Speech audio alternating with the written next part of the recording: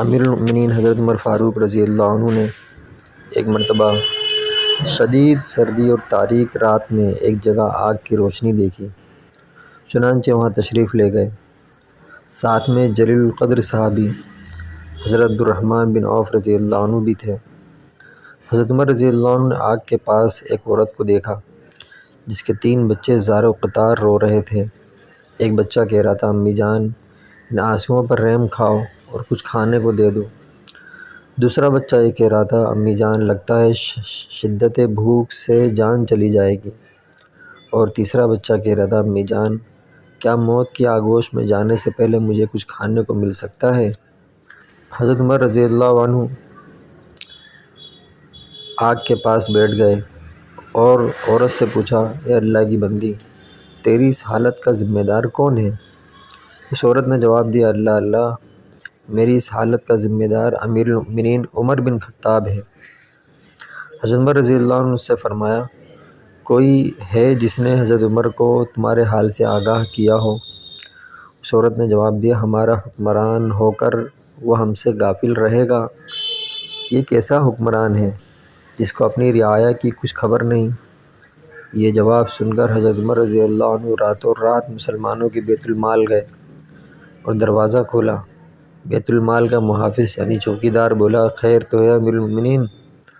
حضرت عمر رضی اللہ عنہ نے اس کا کوئی جواب نہیں دیا اور آٹے کی ایک بوری، گھی اور شہد کا ایک ڈبہ بیت المال سے نکالا اور چوکیدار سے فرمایا، انہیں میری پیٹھ پر لاد دو۔ چوکیدار نے کوشش کی کہ امیر المؤمنین کا تیار کردہ سامان خود اپنی پیٹھ پر لاد لے، لیکن امیر المؤمنین نے سختی سے انکار کیا اور اس سے یوں مخاطب ہوئے، یہ سامان میری پیٹھ پر لاد دو، کیا قیامت کے روز تم میرے گناہوں کا بوجھ اٹھاؤ گے؟ یہ کہہ کر حضرت عمر رضی اللہ عنہ نے آٹا، گھی اور شہد اپنی پیٹھ پر لاد دیا۔ جب اس عورت کے پاس پہنچے تو آگ کے پاس بیٹھ کر اور ان بچوں کے لیے کھانا پکایا۔ جب کھانا تیار ہو گیا تو اس میں گھی اور شہد ملایا اور اپنے مبارک ہاتھوں سے بچوں کو کھانا کھلایا۔ یہ منظر دیکھ کر ان یتیم بچوں کی ماں کہنے لگی، قسم اللہ کی تم عمر سے کہیں زیادہ منصب خلافت کے اہل ہو۔ حضرت عمر رضی اللہ عنہ سے فرمایا، اللہ کی بندی، کل عمر کے پاس جانا، وہاں میں ہوں گا اور تمہارے معاملات کے متعلق اس سے سفارش کروں گا۔ یہ کہہ کر حضرت عمر رضی اللہ عنہ واپس آ گئے اور ایک چٹان کے پیچھے آ کر بیٹھ گئے، ان بچوں کو دیکھنے لگے۔ حضرت عبدالرحمن بن عوف رضی اللہ عنہ نے حضرت عمر رضی اللہ عنہ سے کہا، واپس چلتے ہیں کیونکہ رات بہت ہی ٹھنڈی ہے۔ حضرت عمر رضی اللہ عنہ نے فرمایا، اللہ کی قسم میں اپنی جگہ اس وقت سے اس وقت تک نہیں چھوڑوں گا جب تک ان بچوں کو ہنستا ہوا نہ دیکھ لوں، جیسے میں نے آتے وقت انہیں روتے ہوئے دیکھا تھا۔ جب اگلے روز کا سورج طلوع ہوا تو ان یتیم بچوں کی ماں دربار خلافت میں گئی۔ وہاں اس نے دیکھا کہ حضرت علی بن ابی طالب، حضرت عبداللہ بن مسعود کے مابین ایک شخص تشریف فرما ہے اور وہ دونوں حضرات اسے امیر المؤمنین کہہ کر مخاطب کر رہے ہیں، اور یہ وہی شخص تھا جس نے گزشتہ رات اس عورت اور اس کے بچوں کی خدمت میں گزار دی تھی اور جس سے اس نے کہا تھا، اللہ، میری اس حالت کا ذمہ دار عمر ہے۔